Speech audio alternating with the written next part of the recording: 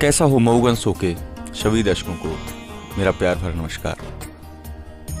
कैसा हो मऊगंज शो में आज हमारे साथ हैं विश्व हिंदू परिषद के जिला अध्यक्ष राजेश सिंह उर्फ राजू मांडा जी।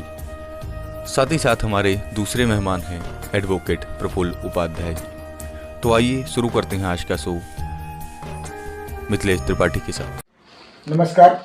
कैसा हो मऊगंज में इस बार हमारे खास मेहमान हैं विश्व हिंदू परिषद जिला अध्यक्ष जिला मऊगंज से राजेश सिंह जी। हमेशा सामाजिक कार्यों में बढ़कर भूमिका निभाने वाले अग्रणी भूमिका में रहते हैं और युवाओं को हमेशा प्रोत्साहन भी करते हैं। आपका बहुत बहुत स्वागत हमारे चैनल में। धन्यवाद इंडिया रिपब्लिक चैनल जो आपने मुझे ये मौका दिया। Thank you. सीधे सवालों पे आते हैं आपसे। मऊगंज की यथास्थिति आपको मालूम है, आप क्षेत्रीय भी हैं, तो जो व्यवस्था है इससे संतुष्ट है? कैसा अपना मऊगंज होना चाहिए? अपना प्रश्न है अपना मऊगंज कैसा हो, आपकी दृष्टि में मऊगंज कैसा होना चाहिए? देखिए, मऊगंज में बहुत सारी आवश्यकताएं हैं अभी वर्तमान में। उन आवश्यकताओं की पूर्ति भी धीरे धीरे हो रही है, लेकिन जिस गति से उसकी पूर्ति होनी चाहिए वो गति नहीं मिल रही है अभी। कारण कुछ भी हो सकता है, कुछ प्रशासनिक समस्याएं हो सकती हैं और कुछ भी अन्य समस्याएं हो सकती हैं, लेकिन जिस गति से मऊगंज को प्रगति करनी चाहिए वो अभी उस तरीके से नहीं हो पा रही है। अन्य जो नगर पंचायत हैं उन विकास की तुलना में मऊगंज से लगभग बढ़ के हैं कि मऊगंज ये कहा था सबसे बड़ी विधानसभा है मऊगंज, सबसे बड़ी तहसील भी है मऊगंज, उनकी अपेक्षा कम है। इसका जिम्मेवार आप जिम्मेदारी किसी न किसी को तय करनी पड़ेगी, तो कौन है जवाबदार इसका? देखिए, मऊगंज वर्तमान में सबसे बड़ी नगर परिषद भी है जी और जिला के करीब भी है जी। व्यवस्थाएं बनाई जा रही हैं, प्रशासनिक तौर पर भी बनाई जा रही है, लेकिन इसमें थोड़ा सा मऊगंज की जनता को भी सहभागिता निभानी पड़ेगी। जी जी। जैसे मऊगंज में नगर पंचायत द्वारा कचरे की व्यवस्था की गई है जी कि आप नियत स्थान पर ही कचरा फेंकें, जी जी। लेकिन मऊगंज के लोग सड़क पे कचरा फेंक देते हैं। दिन भर कोई भी किसी भी विभाग का कोई कर्मचारी आपकी सड़क को साफ नहीं करेगा। इसमें कुछ जनता को भी जिम्मेदारी निभानी पड़ेगी। पॉलीथीन प्रतिबंधित है। मऊगंज की बाजार में आप देखेंगे सुबह जब नगर परिषद सफाई करके बंद करती है उसके 1 घंटे बाद ही पूरी सड़क पर फिर से पूरी पॉलीथीन भर जाती है।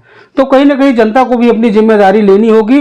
प्रशासनिक तौर पर प्रशासन की जिम्मेदारी तो है ही, लेकिन उसके साथ मऊगंज की जनता को भी जिम्मेदार होना पड़ेगा, जागरूक होना पड़ेगा, तभी जाकर के मऊगंज अच्छा हो पाएगा। मऊगंज का सुंदरीकरण उसमें एक सफाई की भी अहम रोल है, व्यवस्था उसी में आती है, लेकिन जो रोड है वर्तमान में मऊगंज मेन मार्केट की, उसकी गुणवत्ता पे आप बताएं मतलब कैसी है और इसमें भी आप जवाबदारी किसकी तय करते हैं? क्योंकि 2 बार अभी मेंटेनेंस भी हो रहा था और लगभग हुआ भी कई बार, मतलब 2-3 महीने के अंदर मेंटेनेंस हो चुका, गड्ढे बनाए गए, लेकिन गुणवत्ता कैसी है इस पर आपसे जानना चाहूँगा। देखिए, अभी वर्तमान में मऊगंज की जो मुख्य बाजार की सड़क है ये पीडब्ल्यूडी के अधीन है जी, और इसमें जिम्मेदारी तो पीडब्ल्यूडी की ही बनती है। यद्यपि विभाग उसमें पैचिंग का काम कर रहा है, क्योंकि बड़े स्तर पर वो काम इसलिए नहीं कर रहा था कि ये जो अपनी सड़क थी मुख्य बाजार की दुग्गुमा से लेकर के और गाड़ा तक, ये सार्क से इसको फंडिंग होनी थी, तो अभी इसको 18 करोड़ रुपए की फंडिंग हो गई है। बहुत ही शीघ्र इसमें 4 लेन का निर्माण होगा, जिसमें बीच में डिवाइडर बनेंगे, बिजली के खंभे डिवाइडर पे लग जाएंगे। जो जाम की स्थिति भी निर्मित हो रही है वो इसी कारण से हो रही, क्योंकि हमारी सड़क अभी चौड़ी नहीं है। जब सड़क चौड़ी होगी डिवाइडर बन जाएंगे, जब जगह नहीं बचेगी तो लोग ठेला नहीं लगाएंगे, तो जब ठेले वेले नहीं लगेंगे तो जो मुख्य मार्ग के जाम की समस्या है वो भी समस्या का निराकरण हो जाएगा। शिक्षा और स्वास्थ्य दोनों में मऊगंज कहाँ खड़ा है? देखिए, शिक्षा में मऊगंज में अन्य जगहों की अपेक्षा ज़्यादा अच्छी व्यवस्था है। मऊगंज में मॉडल स्कूल है, मऊगंज में उत्कृष्ट विद्यालय है और मऊगंज में महाविद्यालय है। मऊगंज में और अन्य भी प्राइवेट स्कूलें भी हैं जो शिक्षा में सहयोग कर रही हैं। तो शिक्षा में अभी अन्य जगहों से तो ठीक व्यवस्था है। मैं जिला स्तर की बात तो नहीं कर रहा हूँ, लेकिन तहसील स्तर पर अन्य जगहों से मऊगंज में शिक्षा की व्यवस्था ठीक है। ठीक है। संतुष्ट है आप शिक्षा व्यवस्था में मऊगन से? लगभग संतुष्ट हैं लगभग है। जी। स्वास्थ्य पर कहाँ देख रहे हैं? स्वास्थ्य विभाग पर अपना प्रकाश डालें सर। देखिए, स्वास्थ्य विभाग में हमारे मऊगंज में सिविल अस्पताल है। सिविल अस्पताल में हमारे 8 से 9 डॉक्टर हैं और स्टाफ भी लगभग है। कुछ हमारे यहाँ नई मशीनें भी आई हैं। स्वास्थ्य विभाग में थोड़ी सी कहीं कमी समझ में आती है, वो नाइट ड्यूटी में आती है। दिन में तो ठीक है, ओपीडी में भी कुछ डॉक्टर बैठते हैं। जैसे आज ही मैं गया था, आज मैं हॉस्पिटल गया था और मैं देखा कि ओपीडी में भी डॉक्टर बैठे हुए हैं। लेकिन रात्रिकालीन जो व्यवस्था रहती है बहुत गंभीर हो जाती है। कभी कभी होता क्या है कि डॉक्टर उपलब्ध नहीं रहते। अगर रात्रिकालीन व्यवस्था में डॉक्टर उपलब्ध नहीं है तो पेशेंट बहुत परेशान होता है, क्योंकि जो मरीज रात को जाता है वो किसी गंभीर अवस्था में ही जाता है। नहीं तो अगर हल्के फुल्के किसी मर्ज में रहता है तो उसको लगता है कि दिन हो जाए फिर चलते हैं। लेकिन या तो कोई दुर्घटना होती है या किसी गंभीर मर्ज या हार्ट अटैक या पैरालिसिस इस टाइप के, तो रात्रि की व्यवस्था थोड़ी सी सुधार की आवश्यकता है। बाकी दिन में तो एवरेज चल रहा है, ठीक है। चलिए, प्रशासनिक स्तर पर देखा जाए तो इस समय मऊगंज के समस्त कार्यालय, हॉस्पिटल का हमने बात किया, उत्कृष्ट विद्यालय एक सौगात है मऊगंज के लिए, है कि नहीं है जी। वहाँ के परिसर में भी हमने देखा कि मतलब हर परिसर में अतिक्रमण के साथ साथ अवैध गतिविधियां, मेडिकल नशा जो युवाओं की जिंदगी को बर्बाद कर रहा है, हर परिसर में देखें कोर्स की बाहर है। इसमें क्या कहेंगे आप? देखिए, उसके लिए तो विद्यालय प्रशासन ही जिम्मेदार रहेगा। विद्यालय प्रशासन की बाउंड्रियां उत्कृष्ट विद्यालय की 3 तरफ से टूटी हुई हैं, है ना। और कई बार इस संबंध में हम लोगों ने चर्चा भी की विद्यालय प्रशासन से। विद्यालय प्रशासन के पास पर्याप्त फंड भी है, वो चाहे तो बाउंड्री बना सकते हैं, पर पता नहीं किसके दबाव में वो बाउंड्री नहीं बना पा रहे हैं, जिससे चारों तरफ से कोरेक्सी और अन्य लोग विद्यालय के प्रांगण में शाम ढलते ही प्रवेश करते हैं। और ये विगत कई सालों से चल रहा है। इस विषय के बारे में हम लोगों ने 1-2 बार पहले भी चर्चा की थी। उनका कहना था कि हम लोग अति शीघ्र इस बाउंड्री वाल का निर्माण करा देंगे, लेकिन बाउंड्री वाल का निर्माण उन्होंने आज तक नहीं कराया, जिसके कारण से ही ये जितने भी अवांछित तत्व हैं ये विद्यालय के प्रांगण में प्रवेश करते हैं और मेडिकल नशा और दुनिया भर के और अन्य नशे। ग्राउंड के अंदर एक सेट बना हुआ है, आप दिन में जाकर के देखिए तो उसमें शराब की बोतलें पड़ी रहती हैं, कोरेक्स की शीशियां पड़ी रहती हैं।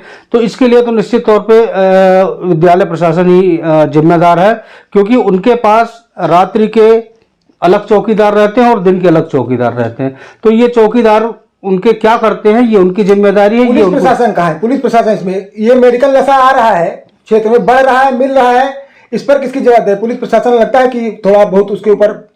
देखिए, पुलिस प्रशासन भी लगभग प्रयास जारी किए हुए है, आए दिन कहीं न कहीं कुछ न कुछ पकड़ रहा है, पर लेकिन और तेजी की आवश्यकता है। आवश्यकता है भी, निश्चित तौर पे और तेजी की आवश्यकता है। मऊगंज के ठेलों में कोरेक्स बिक रहे हैं, जगह जगह लोग जेब में डाल करके 2-2 शीशियां कोरेक्स लिए रहते हैं। ऐसे लोगों को चिन्हित करके पुलिस प्रशासन को पकड़ना चाहिए और मेडिकल नशा मऊगंज से बिल्कुल बंद करना चाहिए। उसमें हम लोग जो समाज सेवी हैं उनकी जो आवश्यकता हो, हम लोग भी प्रशासन की करने को तैयार हैं। सबसे आखिरी सवाल आपसे, मऊगंज में और क्या कुछ होना चाहिए विकास की दृष्टि से? क्या क्या आवश्यकता है मऊगंज को? तालाब है तो अपना अस्तित्व खो रहे हैं, इस पर भी अपना बताइए क्या कुछ हो। बहुत जल्दी आप जिन मुद्दों की चर्चा कर रहे हैं उन पर बहुत जल्दी हमारी प्रशासनिक व्यवस्थाएं काम कर रही हैं। मऊगंज सुंदरपुरवा तालाब के सौंदर्यीकरण का भी लगभग प्रस्ताव चल रहा है। सड़क आपकी 4 लेन का तो बजट ही पास हो गया है और प्रमुख मुद्दा बिजली, पानी, सड़क ही होता है और स्वास्थ्य, शिक्षा। तो इन 5 मुद्दों पर लगभग मुझे लगता है कि तैयारियां जोरों से चल रही है और बहुत ही शीघ्र आप लोग को और अच्छी खुशखबरी सुनने को मिलेगी मऊगंज के पक्ष में। जिला बनेगा मऊगंज की सत्ता में, क्या लगता है? जिला की भी देखिए जनप्रतिनिधि जो आए थे, आखिरी सवाल था वाले कि मैं आपके लास्ट में बढ़ रहा हूं। जिला जो है बाहर से भी आके जनप्रतिनिधि आए और कुछ क्षेत्रीय भी रहे, हमारे पूर्व थे 20 साल से, तो जिला बनने का मुद्दा एक तेजी में है। हर कोई बताए मैं जिला बनाऊंगा जिला, लेकिन आज तक जिला नहीं बना। इस समय वर्तमान में केंद्र से लेकर मऊगंज तक में बीजेपी का ही शासन है। जिला बनने का सहयोग है, बनना चाहिए कि नहीं बनना चाहिए जिला? देखिए, जिले की आवश्यकता है, जिला बनना चाहिए। मैं कोई राजनीतिक व्यक्ति नहीं हूँ। जिला बनना न बनना ये शासन प्रशासन का काम है, क्षेत्रीय तो है, लेकिन देश के हिसाब से क्या लगता है? एक क्षेत्र के नागरिक होने के नाते मऊगंज को जिले की आवश्यकता है, और मुझे लगता है कि हम सभी की आवश्यकताओं को अतिशीघ्र पूरा किया जाएगा। बहुत बहुत धन्यवाद आपको टाइम देने के लिए। धन्यवाद इंडिया रिपब्लिक न्यूज। नमस्कार, कैसा हो मऊगंज में इस बार हमारे साथ जुड़ रहे हैं एडवोकेट प्रफुल्ल उपाध्याय जी। सबसे पहले आपका इंडिया रिपब्लिक न्यूज चैनल में बहुत बहुत स्वागत है सर। धन्यवाद धन्यवाद। सर, कैसा हो मऊगंज? आप मऊगंज की वर्तमान स्थिति देख रहे हैं। सबसे पहले मैं यातायात व्यवस्था और जो खस्ताहाल रोड है इस पर आप अपना ओपिनियन रखिए, आपका विचार जानना चाहिए। मऊगंज क्या इसी व्यवस्था से आप संतुष्ट हैं कि और कुछ बेहतर चाहते हैं? सबसे पहले नववर्ष की शुभकामनाओं के साथ मैं प्रफुल्ल उपाध्याय आप सभी का स्वागत करता हूं और आपको बधाई देता हूं कि आपने मुझे मौका दिया अपने चैनल में अपनी बात रखने के लिए। और जैसा कि आपने प्रश्न रखा मऊगंज के विषय में, तो मैं जहाँ तक मैं मऊगंज का निवासी होने के नाते मऊगंज की रोड की हालत तो आप देख रहे हैं, और निश्चित रूप से सड़क, स्वास्थ्य, बिजली और पानी, तीन चीज़ें जो आवश्यकताएं हैं हमारे जीवन में, तो उसकी ज़रूरत तो पड़ती है। इसी सिलसिले में कई बार इस विषय को रखा गया हमारे राजनेताओं के बीच, और जो हमारे प्रतिनिधि हैं यहाँ पर, तो उन्होंने प्रयास भी किया होगा, लेकिन संतोषजनक प्रयास हमारे समझ से अभी तक हुआ नहीं। और नितांत आवश्यकता है इस बात की कि हमें स्वास्थ्य, सड़क, शिक्षा और प्रकाश की व्यवस्था जरूर हमारे जीवन में महत्व रखता है, और उसकी हमें आवश्यकता है। और मैं अपने माध्यम से यहाँ के राजनेताओं को, जो राजनीतिक प्रतिनिधि हैं, समाजसेवी हैं, उनसे अपील करते हैं कि इस गूढ़ विषय पर गंभीरता से ध्यान रखें, ध्यान दें, ताकि हमारे इस मऊगंज क्षेत्र की जनता को लाभ मिले इसका, और अपने जीवन को और उत्थान की ओर ले जाएं, और जिससे हमारा जो सामाजिक ढांचा है, हमारा सामाजिक विषय है, हमारा सामाजिक जीवन है, और जिसमें आवागमन, स्वास्थ्य, शिक्षा सभी आता है। तो अभी इसकी वर्तमान की स्थिति में ये संतुष्ट है इससे कि असंतुष्ट? मतलब जो व्यवस्था वर्तमान में है इसकी जिम्मेदारी आप किसे देते हैं? मतलब कौन है? देखिए, निश्चित रूप से जिम्मेदारी तो जिम्मेदार व्यक्ति जो है, जिसके कंधे पर इसको करने की जिम्मेदारी है, होती है, उनकी जिम्मेदारी, और उन्हें स्वीकार भी करना चाहिए। और मऊगंज का नागरिक होने के नाते मैं चूंकि एडवोकेट भी हूँ और मैं छोटा समाज सेवी भी हूँ, इसलिए हमारा भी दायित्व बनता है कि हम अपने राजनीतिक जो हमारे प्रतिनिधि हैं उनसे विचार से विमर्श करके, और इस विषय में हम गंभीरता से इस पर सोचें और इस पर अच्छा कार्य करने का प्रयास करें, ताकि आने वाले निकट भविष्य में हमारे मऊगंज का भविष्य उज्जवल हो। और जैसा कि आपने कहा कि हम संतुष्ट हैं कि नहीं, तो संतुष्ट होने के लिए अभी थोड़ा सा ऐसा लगता है कि अभी गुंजाइश है हमें संतुष्टि होने के लिए, तो इसमें अभी और काम करने की जरूरत है, और अभी यह काम थोड़ा अधूरा सा लगता है। तो मुझे लगता है कि इस पर अभी काम करना चाहिए, और हमारे जो भी जवाबदार लोग हैं, जिसकी जवाबदेही है, निश्चित रूप से वो जवाबदेही है, और हमारे मऊगंज के नागरिकों को काफ़ी संकट का सामना करना पड़ रहा है। तो हमारे विचार से अभी संतोषजनक काम नहीं हुआ है, ऐसा लगता है। फेलियर समझते हैं आप ये? अभी फेलियर तो क्या कहेंगे, लेकिन हाँ, संतोषजनक नहीं है, ये मेरा कहना है। शिक्षा और स्वास्थ्य अभी आपने चर्चा किया, दोनों जगह पर मऊगंज अभी कहाँ खड़ा है, शिक्षा में भी और स्वास्थ्य व्यवस्था में? शिक्षा और स्वास्थ्य के संबंध में यदि हमसे आप पूछेंगे तो काफी लचर व्यवस्था है यहाँ की। स्वास्थ्य के विषय में जैसे कि हमारे यहाँ एक सामुदायिक स्वास्थ्य केंद्र है, तो सिविल हो गया है, सिविल भी हो गया है। तो बड़ी विडंबना है कि कोई सीरियस पेशेंट अगर रात में आवश्यकता पड़ गई अस्पताल की, डॉक्टरों की, तो यहाँ समुचित व्यवस्था और कोई जवाबदेह व्यक्ति वहां मिलता नहीं है। तो जिसकी पहुंच नहीं है, जो सामान्य छोटा सा व्यक्ति है, तो उसे बाहर जाने में बड़ी समस्या होती है।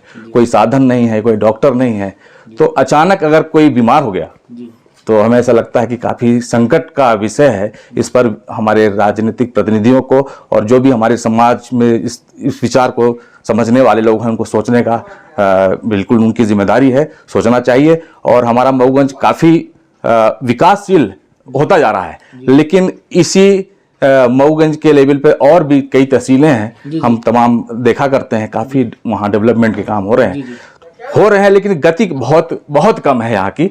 और मैं ये चाहता हूँ, सभी से मैं आग्रह करता हूँ कि मऊगंज में शिक्षा, स्वास्थ्य, बिजली, पानी, इसकी समुचित व्यवस्था की जाए तो बेहतर होगा, लेकिन अभी संतोषजनक नहीं है, ऐसा मेरा मानना है। शिक्षा पर मऊगंज में आपको ऐसा लगता है कन्या महाविद्यालय की आवश्यकता है, होना चाहिए? बिल्कुल, इसकी बहुत दिनों से मांग चल रही है। और हम समाज के बहुत लोग जो बुद्धिजीवी लोग हैं, उनकी तरफ से कई बार इस पर विचार किया गया है और उन्होंने अपनी बात रखा भी है, जनप्रतिनिधियों तक पहुंचाया भी है, लेकिन अभी तक कुछ ऐसा मूर्त रूप उस पर मिला नहीं है। लेकिन हम ये कहेंगे कि कन्या विद्यालय, कन्या महाविद्यालय की नितांत आवश्यकता है हमारे बच्चों को पठन पाठन के लिए, और हम समझते हैं कि इस पर विचार जरूर करना चाहिए।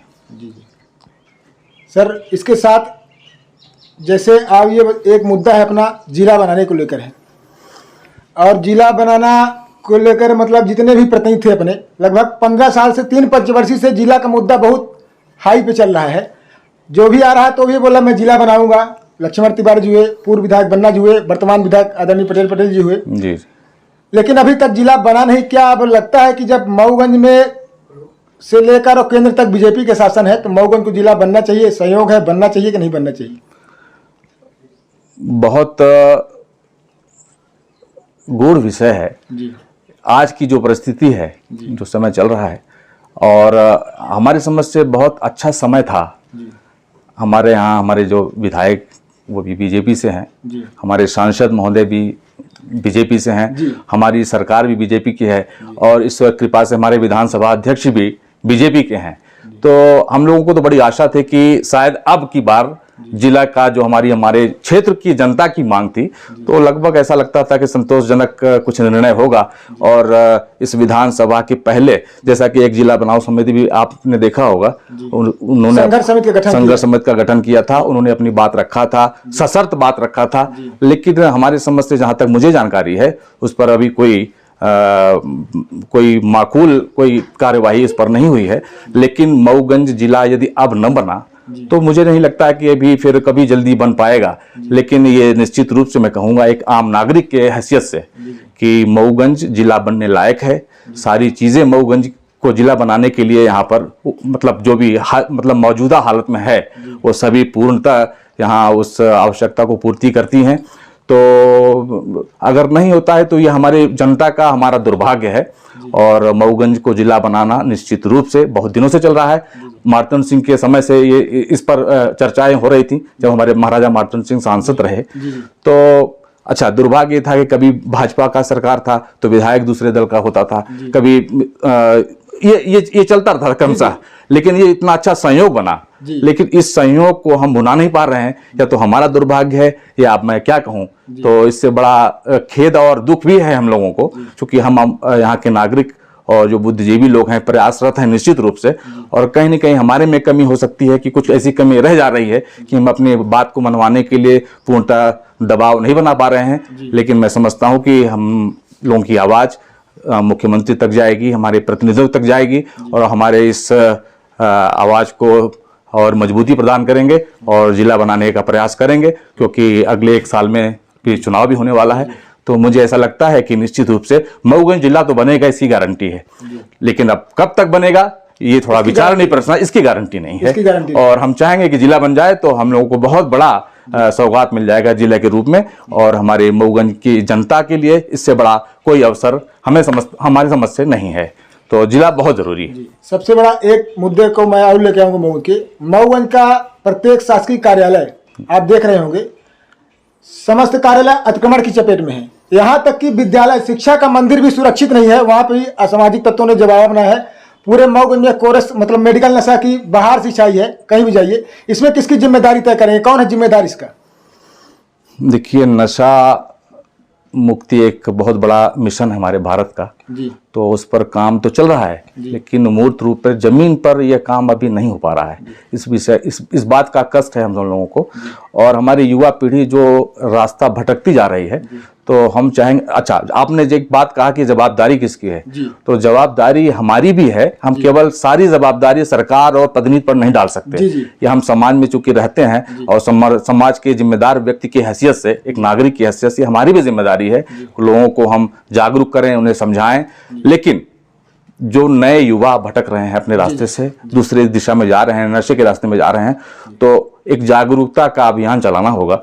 और आप देख रहे हैं मऊगंज की हालत, तरह तरह की घटनाएं आपको सुनाई दे रही है।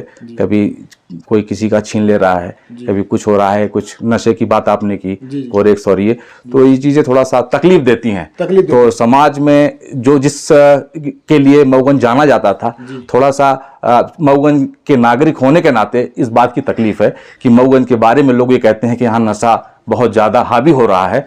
तो मैं ये भी अपील करूंगा जनप्रतिनिधियों से और हमारे जो यहाँ प्रशासन के लोग हैं, इस पर नितांत कोई ऐसा कदम उठाएं ताकि हमारे युवा इस भटकाव से बचें। और हम चाहेंगे कि हमारे युवा देश के भविष्य हैं, उनका भविष्य उज्जवल हो, और उनके माँ बाप का भी एक अपना सपना है कि हमारे बच्चे आगे जाएं। तो निश्चित रूप से हम सबको मिलकर इस विषय पर काम करना पड़ेगा। अतिक्रमण के बारे में आप थोड़ा अपना विचार रखें, किसकी जवाबदारी, जनता भी है इसमें दोषी कि नहीं है?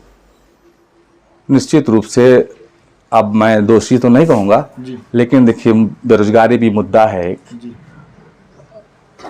युवा पढ़ लिख करके अब उनको काम भी नहीं है, काम के तलाश में। नहीं, बड़ी बड़ी दुकानें क्या होता है कि दुकान तो बड़ा खोले, इसके बाद रोड तक सामान अपना पूरा कर लिया। अब ये देखिए एक आम नागरिक और समाज के एक जिम्मेदार समाज सेवी कह लीजिए, आम नागरिक की हैसियत से मैं अगर हमसे आप पूछ रहे हैं, तो आवागमन में जो अवरोध पैदा हो रहा है ये बहुत कष्टकारक है। तो इसका तो निदान प्रशासन और प्रशासन ही कर सकता है। जब तक कोई सख्त नियम और कानून नहीं बनेंगे तब तक ये आपने अतिक्रमण का जो विषय, एक बार कुछ पहले अभी एक हमारे पुलिस के अधिकारी आए हुए थे, उन्होंने कुछ प्रयास किया था, सराहनीय प्रयास किया था, निश्चित रूप से बधाई के पात्र थे। तो हमारी अपील ये है कि जो भी हमारे प्रशासन में आज लोग हैं, बैठे हुए हैं, तो मैं चाहूंगा कि इस विषय पर थोड़ा गंभीरता से विचार करेंगे और अतिक्रमण और जो इल्जाम का जो सिलसिला मऊगंज में चल रहा है, आम नागरिक परेशान हो रहे हैं, तो उससे निजात दिलाएंगे। यही अपेक्षा है और इससे निजात मिलना चाहिए, जरूरी है। आप एडवोकेट हैं, मैं थोड़ा आपसे विभाग से संबंधित जानकारी चाहूंगा। मऊगंज में राजस्व के क्या हाल है? राजस्व ऐसा चल रहा है, कुछ लोगों ने बताया जो पीड़ित है कि पहले आओ पहले पाओ जैसा हाल चल रहा है। इस पर क्या सत्यता क्या है? क्या राजस्व की व्यवस्था से आप संतुष्ट हैं? अब देखिए, होने के नाते राजस्व की व्यवस्था तो वो आपसे विदित है, और राजस्व विभाग में अच्छे अधिकारी भी आते हैं, और कुछ है ऐसी व्यवस्था है। अब उस विषय पर मैं नहीं जाना चाहूंगा, लेकिन सुधार की जरूरत है, ये मैं कहूँगा, सुधार की जरूरत है। आखिरी सवाल, आप मऊगंज में और क्या कुछ होना चाहिए अभी? देखिए, मतलब क्या क्या चाहिए मऊगंज में? जैसा मैंने आपसे अभी बात की कि स्कूल, अच्छे विद्यालय की बहुत कमी है, नितांत आवश्यकता है। स्वास्थ्य का तो बहुत अभाव है यहाँ, स्वास्थ्य के दिशा में यहाँ कोई ऐसी सुविधा उपलब्ध नहीं है, क्योंकि ग्रामीण क्षेत्र से जुड़ा हुआ है। और तीसरी बात एक बहुत दिनों से चली आ रही है भारतीय रेल के संबंध में। तो अभी हमने न्यूज़पेपर में एक पढ़ा था कि शायद कुछ पैसा सैंक्शन हो गया है और कुछ टेंडर उंडर होने वाला है। माननीय सांसद महोदय जी का स्टेटमेंट सुनने को मिलता है, लेकिन मूर्त रूप पे कुछ जमीनी कोई ऐसा अभी दिखाई देता नहीं है। तो आम नागरिक की हैसियत से हमारी ये अपील है और हमारी आवश्यकता है कि रीवा से मिर्जापुर रेलवे लाइन, जो बहुत दिनों से संसद से लेकर के और तमाम यहाँ तक वो जो चर्चाएं हो रही हैं, उस पर अगर प्रयास किया जाए। यूपी में भी आपकी सरकार है, और आपकी सरकार से मतलब मेरा बीजेपी की सरकार से, मध्य प्रदेश में भी भाजपा की सरकार है, आपस में बात करके, और इसमें बहुत कोई कठिनाई नहीं है हमारी समझ से। और रेलवे की व्यवस्था होने से रीवा से बनारस और मिर्जापुर को जोड़ने के बाद कितने तरह की सुविधा होगी, आवागमन का, ट्रांसपोर्टेशन का। बहुत लोग डॉक्टरों जो स्वास्थ्य का अपना विषय है वो बनारस और मिर्जापुर से जुड़े हुए हैं आके लोग, तो रेल चले जाने से उनको भी बहुत लाभ मिलेगा। तो रेलवे लाइन बिछ जाए, यहाँ रेलवे का संचालन सुचारू रूप से शुरू हो जाए, ये इस क्षेत्र के विकास के लिए बहुत आवश्यक है। और मैं अपील करूंगा अपने जो भी हमारे सांसद हैं, विधायक हैं और जो भी लोग हैं, यदि मेरी आवाज़ उन तक पहुंचे तो मैं चाहूंगा कि रेलवे पर भी गंभीरता से विचार करें और जल्द से जल्द रेलवे लाइन का काम यहाँ प्रारंभ कराने का कष्ट करें। थैंक यू, बहुत बहुत आपको धन्यवाद, आपने टाइम दिया उसके लिए। धन्यवाद, धन्यवाद, नमस्कार।